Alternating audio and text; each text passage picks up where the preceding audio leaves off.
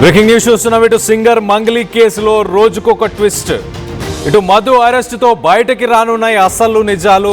తప్పు చేస్తే తనను జైల్లో వేయాలంటూ మంగ్లీ మరొక వీడియోని రిలీజ్ చేసింది. మైక్రో ఫైనాన్స్ స్కామ్తో తనకెలాంటి సంబంధం లేదంటుంది మంగ్లీ. అసలు మైక్రో ఫైనాన్స్ అనే ఆ పేరు, ఆ పదం కూడా, ఆ పదానికి అర్థం కూడా నాకు తెలియదు అంటూ మంగ్లీ చెప్పుకొస్తుంది. మంగ్లీ పైన ప్రధాన ఆరోపణలు చేస్తున్నారు ఇటు బాధితులు. మంగ్లీ తప్పు చేయకపోతే బాధితుల వైపు నిలబడాలంటూ ఇటు సవాళ్లు విసురుతున్నారు. ఇటు మధుపై ఎందుకు కేసు పెట్టలేదని ఇటు మంగ్లీని బాధితులు నిలదీస్తున్నారు. మంగ్లీని కేసులోంచి మధువే కాపాడుతున్నాడంటూ ఇటు హిమాకాంత్ రెడ్డి ఆరోపిస్తున్నాడు. ఈ క్రమంలోనే మంగ్లీ కేసు బాధితులపై అటాక్కు యత్నించారు. ఇటు ఆర్టీవీ ఆఫీసు ముందు దుండగులు హల్చల్ చేశారు. ఇటు డిబేట్ జరుగుతున్న సమయంలోనే ఆర్టీవీ కెమెరాకు సంబంధించి ఈ దుండగుల చర్యలు చిక్కాయి. డిబేట్ జరుగుతున్న సమయంలో దాడి చేయాలని కుట్రకు పన్నినట్టు తెలుస్తుంది. ఆర్టీవీ కెమెరాకి ఆ వ్యక్తులు చిక్కారు. దానికి సంబంధించిన విజువల్స్ని కూడా మనం చూస్తున్నాం. మొదటగా ఇటు మంగ్లీ ఏం మాట్లాడుతుంది, మంగ్లీ ఇంత జరిగినా కూడా ఏం చెప్పుకొచ్చే ప్రయత్నం చేస్తుంది, తన ఇన్వాల్వ్మెంట్ లేదని మాట్లాడుతుందా, ఉందని మాట్లాడుతుందా, ఒకసారి తన మాటల్లోనే వినే ప్రయత్నం చేద్దాం. తప్పు ఎవరు చేసినా శిక్షార్హులే. ఈ మైక్రో ఫైనాన్స్ అనే పదమే నాకు తెలియదు. అలాంటిది నేను ఇంత పెద్ద కుట్ర చేశాను అనే అభియోగాలు నాపై రావడం నన్ను చాలా దిగ్భ్రాంతికి గురి చేసింది. నన్ను ఆదరిస్తున్న తెలుగు కుటుంబ సభ్యులకు మళ్లీ చెప్తున్నా, మీ మంగ్లీ ఎలాంటి తప్పు చేయలేదు. ఈ కేసుకు నాకు ఎలాంటి సంబంధము లేదు.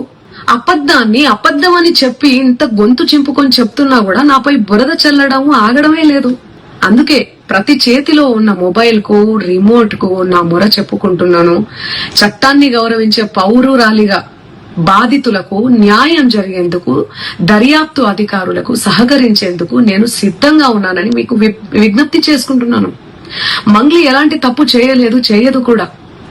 ఈ మైక్రో ఫైనాన్స్ కేసు చీటింగ్ కంపెనీకి డబ్బులు వసూలు చేసిన వివాదంలో నాకు ఎలాంటి సంబంధం కూడా లేదు. చట్టం ఎవరికి మైక్రో ఫైనాన్స్ అనే పదమే నాకు తెలియదంటూ ఇటు మంగ్లీ మాట్లాడుతుంది. అసలు నాకు ఎలాంటి ఇన్వాల్వ్మెంట్ లేదు, నా మీద బురద చల్లే ప్రయత్నం చేస్తున్నారు. నేను కుదిరినంత దాని గురించి నేను ఎక్కడైనా సాక్ష్యానికి రావడానికి సిద్ధంగా ఉన్నానంటూ ఇటు మంగ్లీ చెప్తుంది. మరో పక్కన రైట్ సైడ్ బాక్స్లో మనం చూస్తున్నాం ఇటు మధుని అరెస్ట్ చేసిన విజువల్స్ని మనం చూస్తున్నాం.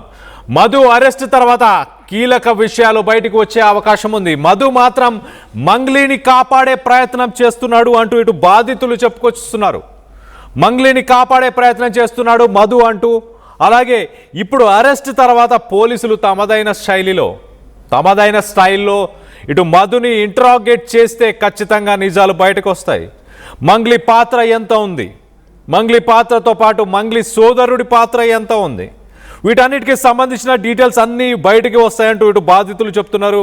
ఒకసారి ఇటు మధు అరెస్ట్ అవ్వక ముందు మంగ్లీని కాపాడడానికి తను ప్రయత్నం చేస్తున్నాడు అంటూ ఇటు హిమాకాంత్ రెడ్డి చేసిన ఆరోపణలు, దానికి సంబంధించి మధు ఏం మాట్లాడాడు, మంగ్లీని కాపాడడానికి ఏం మాట్లాడాడు అనేది ఒకసారి చూసే ప్రయత్నం చేద్దాం.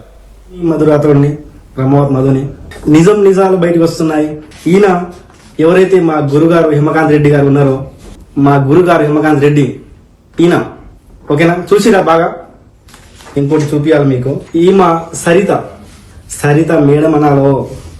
ఈమె అయితే బాధితురాలు అయితే కాదు. ఈమె దాదాపు 10 రోజుల నుంచి మీడియా ముందు వచ్చి వడావడా ఏమేమి మాట్లాడుతుందో ఆమెకి అర్థం కావట్లేదు. నేను ఒక బాధితురాలని చూపిస్తుంది. ఈమె బాధితురాలు కాదు, మీడియా మిత్రురాల.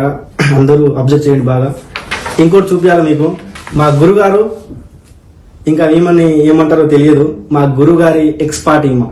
వీళ్ళు ఎట్లా ఉంటారంటే అసలు వీళ్ళ మైండ్ సెట్ వేరే డిఫరెంట్. మనం ఇంకా చెప్పకూడదు. అసలు వీళ్ళిద్దరూ లేకుండా ఏ ప్రెస్ మీట్, ఏ మీడియా జరగదు. వీళ్ళిద్దరు లేకుండా మీరు అబ్జర్వ్ చేయండి, బాగా అబ్జర్వ్ చేయండి. మీరు బాగా అబ్జర్వ్ చేయాలా, ఏ ప్రెస్ మీట్ జరగదు.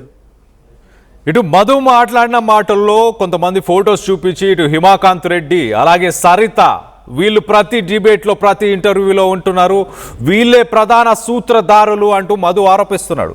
కానీ ఆ బాధితులు ఇటు ఆర్టీవీలో మాట్లాడారు, వాళ్ళు ఎంతగా కోల్పోయారు, అసలు మధు ఏం చేశాడు, మధు వాళ్ళతో పాటు పని చేసినప్పుడు ఎలా ఉండేవాడు, దాని తర్వాత ఈ స్కీమ్లోకి ఎలా వీళ్ళందరినీ పిలిచాడు అన్న డీటెయిల్స్ ఒక్కసారి బాధితుల మాటల్లోనే వినే ప్రయత్నం చేద్దాం. ఇటు మరో పక్కన ఆర్టీవీ బయట ఈ బాధితులను బెదిరించడానికి, లేకపోతే ఈ బాధితులను కిడ్నాప్ చేయడానికి, లేకపోతే ఈ బాధితులని మరి ఏం చేయడానికో తెలియదు కానీ కొంతమంది వ్యక్తులు ఆర్టీవీ ఆఫీసు బయట డిబేట్ జరుగుతున్న సమయంలోనే వాళ్ళందరూ వచ్చి కూడా ఇక్కడ కొంత సీన్ క్రియేట్ చేసే ప్రయత్నం చేశారు. ఇటు నా కొలీగ్ మనోజ్ ఎప్పుడైతే వాళ్ళతో మాట్లాడే ప్రయత్నం చేశారో పారిపోయే ప్రయత్నం చేశారంటే అర్థం చేసుకోవచ్చు. వాళ్ళు ఏదో దురాలోచనతోనే ఇక్కడికి వచ్చారు, ఏదో చేద్దామన్న ఉద్దేశంతోనే వచ్చారని చాలా క్లియర్గా అర్థమవుతుంది. మాస్కులు పెట్టుకొని పారిపోయే ప్రయత్నం చేశారు. ఒక్కసారి ఆ విజువల్స్ని కూడా ఒక్కసారి చూసే ప్రయత్నం చేద్దాం. విక్టిమేనా మీరు? అంటే ఆ కేసు విక్టిమేనా? ఏది ఇప్పుడు ఆరోపణ వచ్చిన కేసు విక్టిమేనా? మీరు అట్లా లైవ్ తీయొద్దన్న మీరు. అంటే మీరు ఏం విక్టిమా చెప్ప, సస్పీషియస్ ఆఫీస్ దగ్గరకు వచ్చి నిలబడితే ఏమనుకోవాలి? సస్పీషియస్ ఏం లేదు. మీరు విక్టిమ్ అన్నారు, విక్టిమ్ అయి మాట్లాడండి. విక్టిమ్ అయితే మాట్లాడండి అన్న. మీరు మాట్లాడతాం కానీ మీరు అట్లా పెట్టకండి. మీరు మీ లాస్ గురించే కదా చెప్పేది. ఇప్పుడు లాస్ గురించి కానీ మీరు అట్లా పెట్టకండి. మీరేమన్నారు, విక్టిమ్ అన్నారా లేదా? అన్నాము, మేము మాట్లాడతాం కదా, మేము మరి మాట్లాడండి. మాట్లాడతాం కానీ మీరు ఎందుకు అట్లా లైవ్ మా ఇంకో పడుతున్నారు? మేము పెడతాం కదా. కాదు, మీరు విక్టిమ్ అన్నారు, మీరు మాట్లాడండి. ఎందుకు భయపడుతున్నారు? మా ఇంకో ఎందుకు పడుతున్నారు అంటే ఎందుకు భయపడుతున్నారు? మరి మీరు విక్టిమ్ అయితే మీరు సస్పీషియస్ ఆఫీస్ దగ్గరకు వచ్చే డౌట్ వస్తుంది. మా ఛానల్ ఆఫీస్ ముందు ఎందుకున్నారు మరి మీరు? ఏం మాట్లాడతారు? సో ఇది సిచ్యువేషన్. మరి మంగ్లీ పంపించిందా వాళ్ళు ఎవరో తెలియదు కానీ ఆఫీస్ ముందు సస్పీషియస్గా ఉన్నారు. మరి ఏంటంటే అప్పుడే ఆఫీస్ అయిపోయిందని ఫినిష్ చేసుకొని వెళ్తూ ఉంటే సస్పీషియస్గా కనిపించినందుకు వాళ్ళు ఎవరు? ఆర్టీవీ ఆఫీస్ బయట ఇటు డిబేట్ ఆర్టీవీ ఆఫీస్లో జరుగుతున్న సమయంలో వీళ్ళు బయట వచ్చి వెయిట్ చేస్తున్నారు. బాధితులను బెదిరించడానిక ఎవరు? మరి మొత్తానికైతే ఎవరు అని నిలదీస్తే నేను విక్టిమ్ అంటాడు మొదటగా. సరే విక్టిమ్ అయితే మీరు చెప్పండి, మీ ప్రాబ్లం ఏంటి, మీరు ఎంత డబ్బులు కట్టారు, ఏం జరిగింది అని నా కొలీగ్ మనోజ్ అడిగినప్పుడు మాస్క్ పెట్టుకున్నాడు. వెంటనే మాస్క్ పెట్టుకున్న తర్వాత మీరు నా మీద కెమెరా ఎందుకు పెడుతున్నారు, తీసేయండి, నాకేం సంబంధం లేదు, నేను విక్టిమ్ కాదు అన్నాడు. దాని తర్వాత మీరు ఇక్కడ ఎందుకు వచ్చారు, ఎందుకు ఉంటున్నారు అని అంటే పరుగులు తీయడం స్టార్ట్ చేశాడు. అక్కడి నుంచి పారిపోవడం స్టార్ట్ చేశాడు. ఒక వ్యక్తి ఇలా పారిపోతే మరొక వ్యక్తిని నా కొలీగ్ మనోజ్ మాట్లాడే ప్రయత్నం చేశాడు. ఇతనితో పాటు ఉన్న వ్యక్తే మీరిద్దరు ఎందుకు వచ్చారు ఏంటి అని నా కొలీగ్ ప్రశ్నించినప్పుడు ఆయన ఇచ్చిన సమాధానాలు ఏంటో ఒక్కసారి చూసే ప్రయత్నం చేద్దాం. కదా మేము. సో ఇంకొంతమంది ఆఫీస్ దగ్గరే ఉన్నారు.